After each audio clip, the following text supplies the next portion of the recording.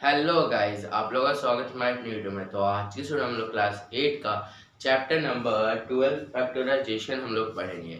हम लोग फैक्टराइजेशन का जो एक्सरसाइज 12.1 है वो हम लोग कंप्लीट करेंगे और ये जानेंगे कि फैक्टराइजेशन होता क्या है, क्योंकि हम लोग चैप्टर क्लास 8 में ही पढ़े, ना क्लास 7 में पढ़े थे ना क्लास 6 में।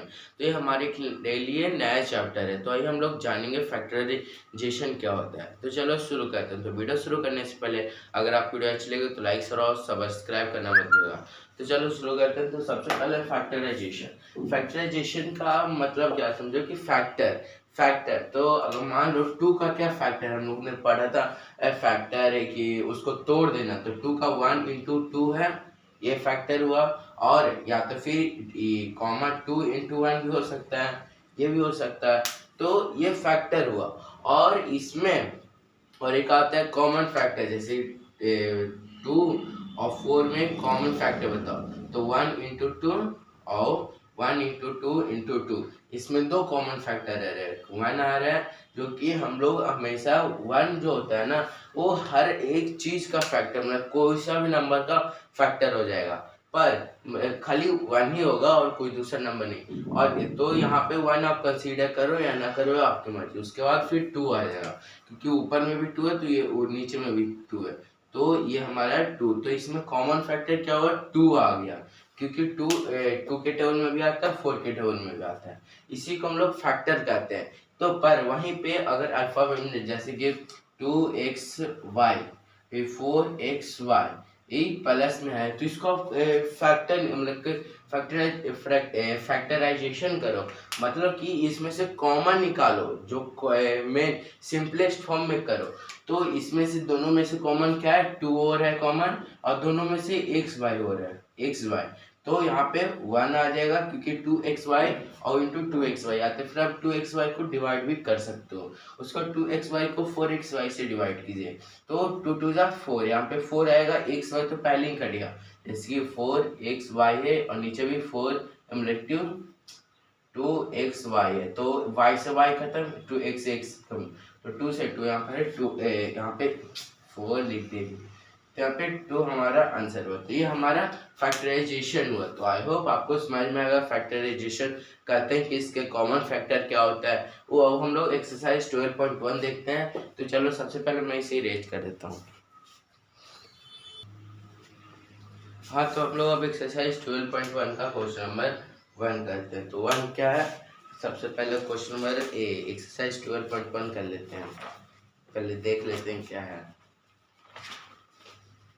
बायोग्राफ इधर आ गया, ये बुक का लास्ट सेकंड लास्ट चैप्टर है ना, तो इसलिए इतना हाँ, तो ये हमारा आ गया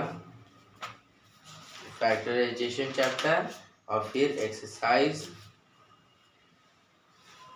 खुल भी तो जहाँ खुलता ही नहीं। हाँ, तो ये हमारा एक्सरसाइज 12.1 हो गया, 1 आ गया। तो हम लोग इसको सॉल्व करते हैं। तो फर्स्ट में find the common factor of the given term, मतलब कि जो ये टर्म दिया हुआ है, टर्म क्या होता है कि जैसे कि मैं आपको बता दूँ, यहाँ पे 12xy है, xy है, तो यहाँ पे जो ये हुआ क्या नंबर हो गया, और ये वेरिएबल हो गया, आपको पता है। और एक्स वाई मतलब ये कोफिशिएंट हुआ किसका, एक्स वाई को। और इस पूरे को हम लोग क्या कहते हैं, टर्म बोलते हैं, यही टर्म है। तो यहाँ पे जो दिया हुआ है फर्स्ट में 12x 36 है। अब इसको कॉमन फैक्टर निकालो। तो कॉमन फैक्टर क्या आ जाएगा इसमें से तो हम लोग क्या करेंगे, 12 को पहले 12 का कॉमन फैक्टर निकालेंगे, मतलब कि फैक्टर निकालेंगे। So 2 into 2 into 3 1, 2 3 जा 4, 4 3 जा 12, और 36 का 2 into 2 into 2 into 2 4 12, 12 into 2, ये हो गया 2 2 4 4 2 8 8 दिया 24, ये नहीं हो जाएगा, 2 4 फिर 9 आना चाहिए, 3 इंटू 3, ये हुआ हमारा फैक्टर हो गया। अब इसमें से कॉमन फैक्टर क्या है, ऊपर x है तो इंटू एक्स भी लिख देते हैं। तो सबसे पहले 2 आया कॉमन फैक्टर में, फिर 2 आया, उसके बाद फिर 2 आया, ये है। तो ये हमारा कॉमन फैक्टर आ गया। तो 2 आया, 3 आया, 2 आया, x ना आया, ये नहीं है, 3 आया। तो अब इसमें 2 और 3 कॉमन फैक्टर आया। अब इसको सीधा से हाईएस्ट इसमें कौन सा है, 3 है, तो 3 इंटू 3 4 जा 4x कॉमा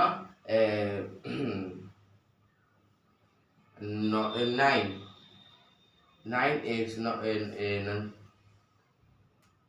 मतलब कि 9 का आ जाएगा, 3 से अगर डिवाइड करेंगे 1 और 2, इसमें 12 टाइम्स में आ जाएगा, 12x ये हो जाएगा।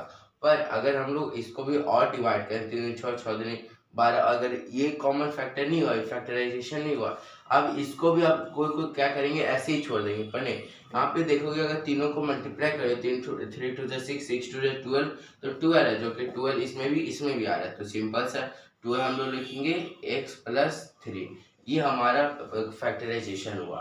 तो इस तरह से पूरे एक्सरसाइज हम लोग को, मतलब पूरे एक्सरसाइज नहीं, फर्स्ट क्वेश्चन करना है। तो फर्स्ट हो गया, अब सेकंड देखते हैं। लेकिन जो हार्ड है, क्योंकि ऐसे बहुत इजी है सब।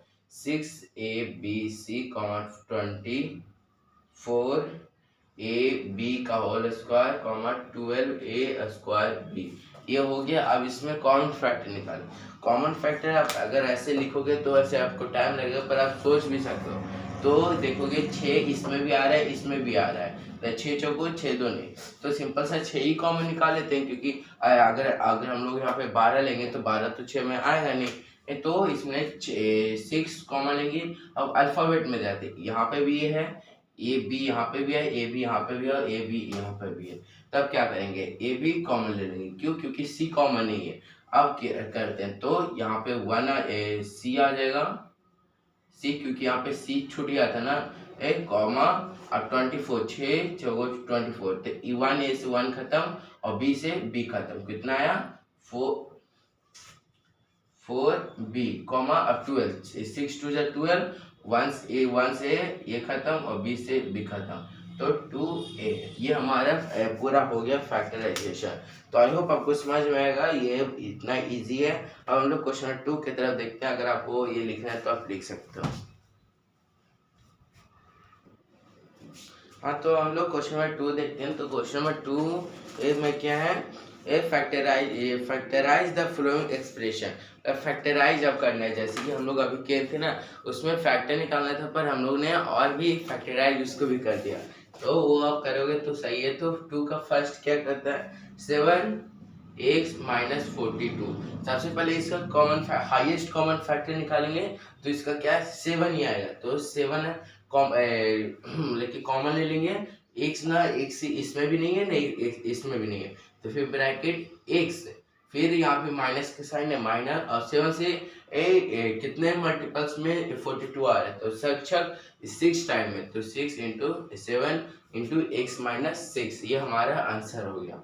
आई होप आपको समझ में आएगा। अब क्वेश्चन सेकंड देखते हैं, 6p माइनस 12q, ये आ गया। अब दोनों में से कॉमन क्या है, 6 है, क्योंकि 6 6 है और 6 2 जा, ना p इसमें, ना p इसमें, ना q इसमें है, तो इसमें नहीं है, तो ब्रैकेट p माइनस 2q।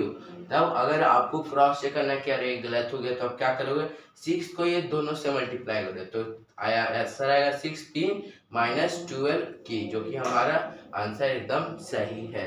अब थर्ड देखते हैं। थर्ड में क्या, 7a स्क्वायर प्लस 14a।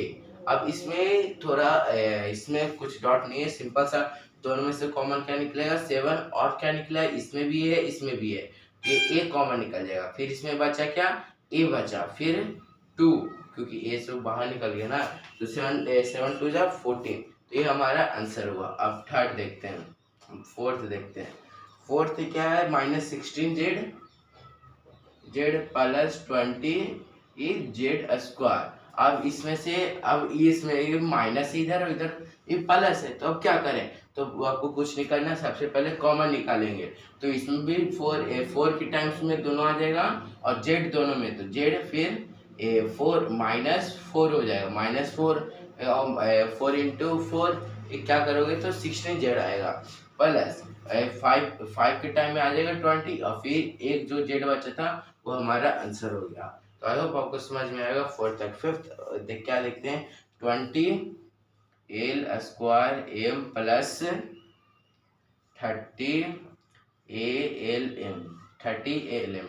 तो इसमें कॉमन क्या निकल रहा है, 10 आ रहा है पहले, उसके बाद इसमें भी एल है इसमें भी एम है, तो एल एम। इसमें L A two L plus 3 A L खत्म हो गया, ए निकल बचा, तो 33 ए। बस आई होप आपको समझ में आ गया, ये हो गया। तो अब ये हमारा खत्म हुआ क्वेश्चन नंबर 2 तक। हम लोग क्वेश्चन नंबर 2 ही आज देखते हैं। अगर हम लोग आगे कब नेक्स्ट वीडियो में जानेंगे। तो अगर आप वीडियो अच्छी लगी तो लाइक शेयर और सब्सक्राइब करना मत भूलिएगा। और इसी तरह क्वेश्चन जो क्वेश्चन नंबर 2 है उसमें भी है, क्वेश्चन नंबर फर्स्ट में खाली कॉमन निकालना था। तो आई होप आपको समझ में आएगा। हम लोग जो क्वेश्चन नंबर 3 और नेक्स्ट में देखेंगे। अगर आपको वीडियो अच्छी लगी तो लाइक शेयर और सब्सक्राइब करना मत भूलिएगा। Thanks for watching, bye bye.